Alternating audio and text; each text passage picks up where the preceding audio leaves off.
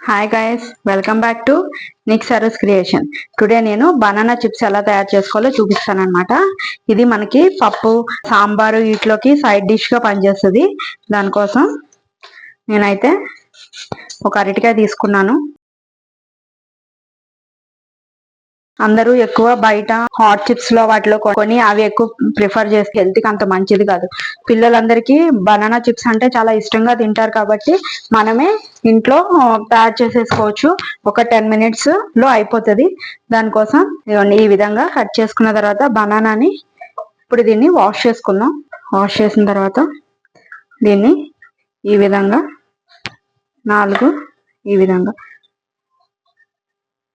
ఇలా అయితే మొత్తం చివరి దాకా కట్ చేసుకోకూడదు. ఇలా చివరి దాకా కట్ చేసుకుంటే ఏమవుతుంది అంటే అవి ఊడిపోతాయి. సో లాస్ట్ లో కొంచెం ఉండేలాగా ఈ విధంగా కట్ చేసుకుందాం. కట్ చేసుకున్న తర్వాత ఒక ప్లేట్ తీసుకొని ఈ విధంగా గ్రేట్ చేసుకోవాలి. సన్నగా చిప్స్ లాగా కట్ చేసుకోవాలి. మాక్సిమం ఇలాంటివి అందరి ఇళ్లలోనూ ఉంటాయి. లేకపోతే కనుక సన్నగా మనం నైఫ్ తో కూడా కట్ చేసుకోవచ్చు.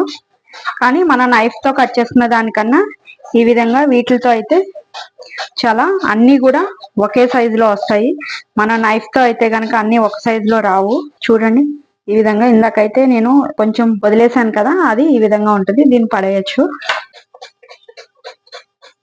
నేనైతే 2 బనానాస్ అయితే తీసుకుంటున్నాను. ఒక బనానాకి ఎన్ని చిప్స్ అయినాయో చూడండి. ఇవ్వండి ఇంత వచ్చింది. ఒక బనానా చేసుకున్నా కూడా మనకి 1 or 2 days వస్తాయి. ఎప్పుడు కొంటప్పుడు ఫ్రెష్ గా కూడా చేసుకోవచ్చు. లేదు కనుక మనకి వర్కింగ్ ఉమెన్స్ అయితే కనుక డైలీ చేయడానికి అవ్వదు అనుకున్నప్పుడు ఈ విధంగా చేసుకుని మనకి ఎయిర్ టైట్ ఉన్న కంటైనర్ ఏదైనా స్టీల్ డబ్బాలో కనుక పెట్టుకుంటే కనుక మనకి 1 week to 10 days నిల్వ కూడా ఉంటాయి అన్నమాట. ఇప్పుడు డీప్ ఫ్రై కి ఆయిల్ పెట్టుకుందాం. ఆయిల్ అయితే హీట్ ఎక్కిపోయింది.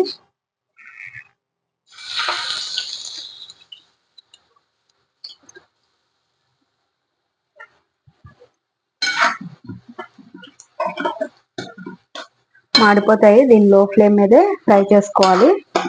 సన్నగా ఉన్నాయి, పలుచగా ఉన్నాయి కాబట్టి తొందరగా మాడిపోతాయి. మళ్ళీ మధ్యలో అంతా కొంచెం మెత్తగా ఉండిపోతుంది. సో అలా అవ్వకుండా క్రంచీగా ఉండాలి అంటే కనుక సిమ్ లోనే ఫ్రై చేసుకోవాలి. అరటికాయ చిప్స్ చప్పగా ఉండకూడదు అంటే కనుక ఇందులోనే ఒక పించ్ సాల్ట్ కూడా వేయాలి.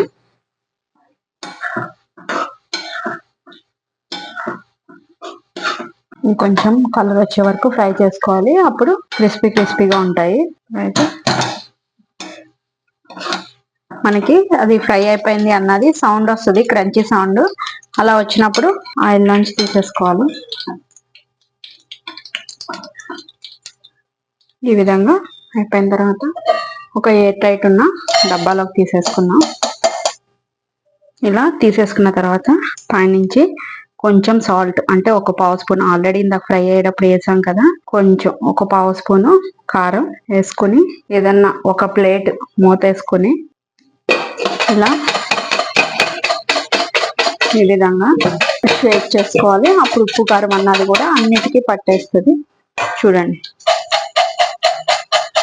ఎంత క్రంచీ సౌండ్ వస్తుందో. అరటికాయ చిప్స్ రెడీ అయిపోయాయి. మీరు అందరూ కూడా తయారు చేసుకొని ఎలా ఉందో, ఎంత క్రంచీగా ఉన్నాయో నాకు కామెంట్ రూపంలో చెప్పండి. Thank you guys.